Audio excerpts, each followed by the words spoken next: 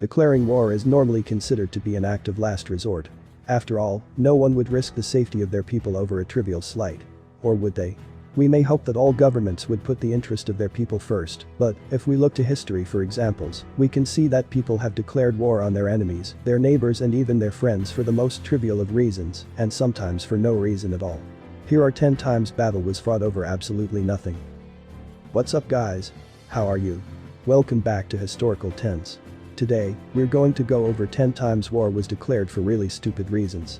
Make sure to watch until the end because some of the stories will amaze you. So let's start.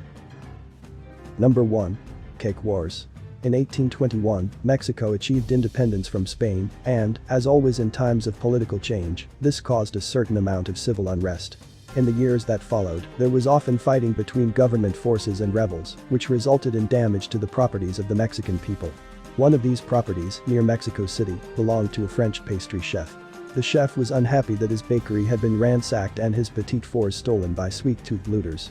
He applied to the Mexican government for compensation. The government had bigger problems to worry about than his buns and sent him packing. The chef, however, was a man of resolve. He decided that, as a French citizen, he would appeal directly to the King of France for help. As it happened, the French government were none too pleased with Mexico over something or other. They demanded that the Mexican government pay hefty compensation to the baker. Mexico refused. In 1838, the French Navy began to blockade ports all along the Gulf of Mexico, and the United States lent France a hand in case they ran out of ships. When the blockade did not produce results, the French began to bomb Mexico. Mexico declared war on France and ordered that all able men be conscripted. The French, however, were better organized, and within days they had captured the entire Mexican Navy. Mexico rallied and began to drive the French troops from Mexican soil back to their ships, and the fight went on. In all, the pastry war lasted 4 months until, finally, Mexico agreed to pay compensation to the chef and the French forces withdrew. Number 2. The war over a pig and potatoes. The Oregon Treaty of 1846, which marked the boundary of America along the 49th parallel, caused something of a problem for the islands around Vancouver, especially for the island of San Juan, which lay at the mouth of the channel and which was strategically important. Both America and Britain laid claim to San Juan, but for a while, British and American settlers coexisted peacefully on the island. Until one day in 1859, when a pig wandered over from the British side of the island and helped himself to some potatoes planted by a neighboring farmer on the American side of the line. The American farmer shot the potato-rustling pig, which happened to belong to an employee of the Hudson Bay Company. The pig owner demanded justice, and farmer offered him $10. The pig owner, however, was not satisfied. He reported the murder to the British authorities, who threatened to arrest the farmer. Then things got really weird. The American got up a petition demanding the protection of the US military, and a company of the 9th Infantry Battalion was sent to the island. The British countered by sending 3 warships, and a tense standoff ensued, a Bay of Pigs type incident involving actual pigs. The standoff lasted a month. By this time, the warring parties were said to number 3 warships, 84 guns and over 2,600 men. The British were then ordered to land their troops on San Juan Island and engage the Americans in battle. At which, finally, common sense prevailed. Admiral Robert Baines refused to obey orders, saying he would not involve 2 great nations in a war over a squabble about a pig. Number 3. The Chair War. The Ashanti Kingdom, now part of modern-day Ghana, was once coveted by the British Empire.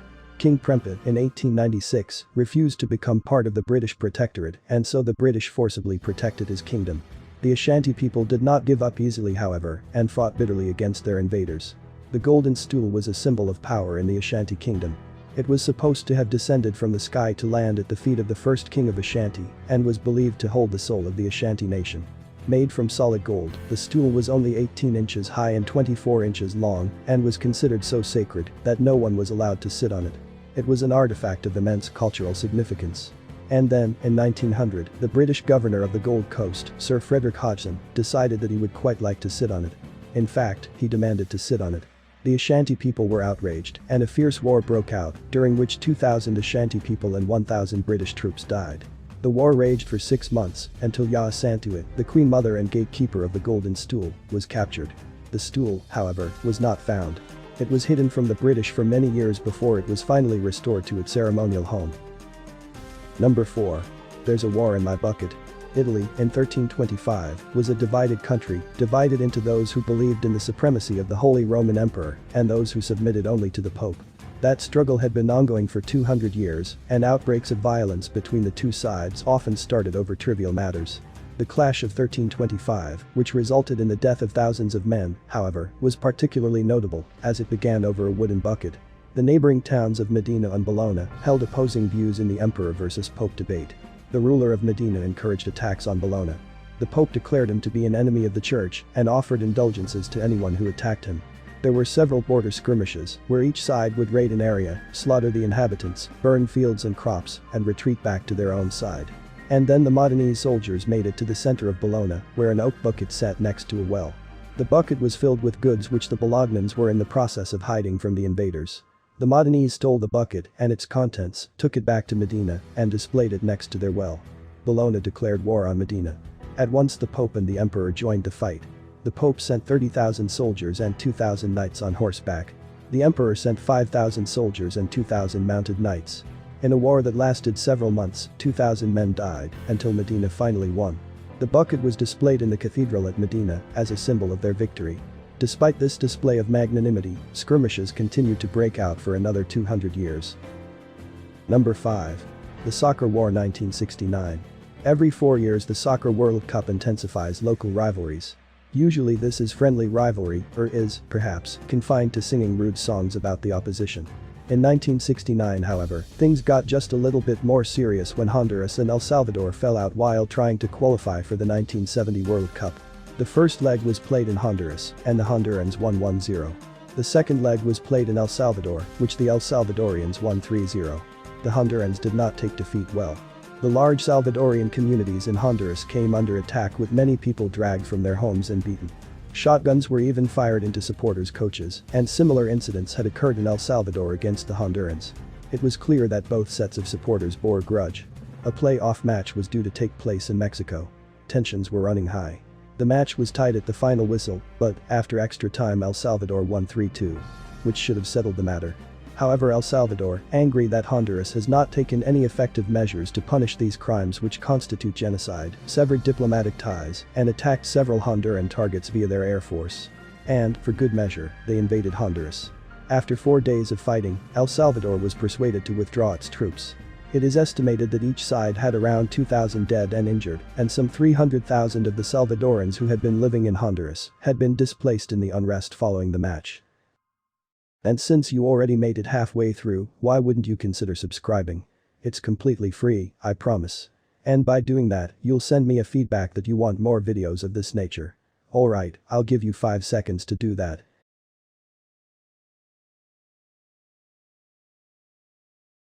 That's what I'm talking about. Let's continue with the video. Number 6. Camel War. Some neighbors just don't get on. Take the tribes of Tagleb and Bakr, for example.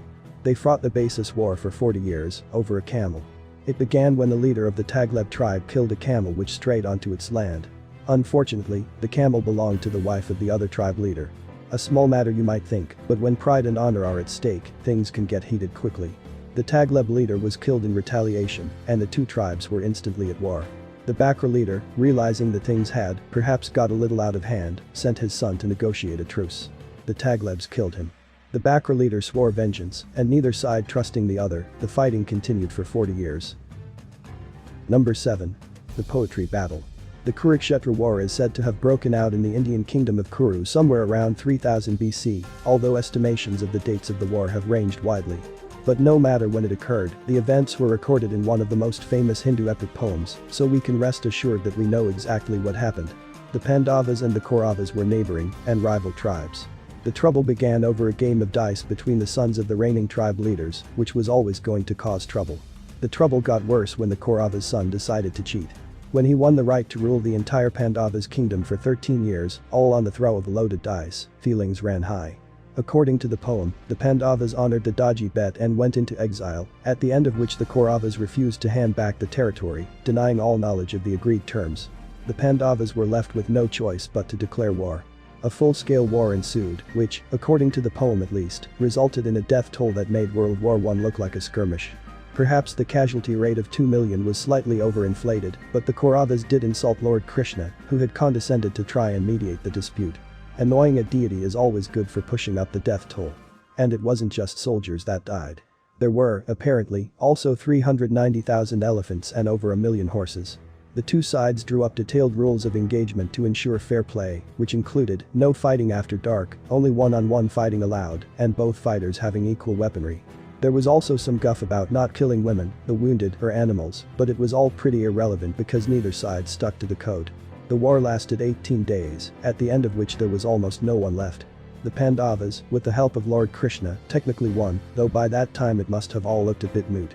Although not all the details of the war can be verified, and some are almost certainly exaggerated, it is generally accepted that some sort of war took place between the two tribes, and quite possibly as a result of the crooked game. Number 8. The War of the Stray Dog. Greece and Bulgaria have had an historically difficult relationship, and in the early 1920s, tensions were at their height. Gangs of men from both countries would cross the border to steal property and livestock from their neighbors, and these raids would often end in bloody violence. Sometimes it is difficult to identify a single inciting incident in a conflict, but in October 1925, there could be no doubt. The ensuing war was caused by a stray dog. At a border crossing, a playful dog, oblivious of nationality, managed to get off his leash, went for a run around. His owner, a Greek soldier, took a few steps into Bulgarian territory to catch his dog, whereupon a Bulgarian sentry shot him. Both sides immediately opened fire, before a Greek officer waving a white flag crossed into no man's land to appeal for calm. The Bulgarian shot him too. The skirmish was the first test of strength for the new Greek military dictator, and he responded decisively.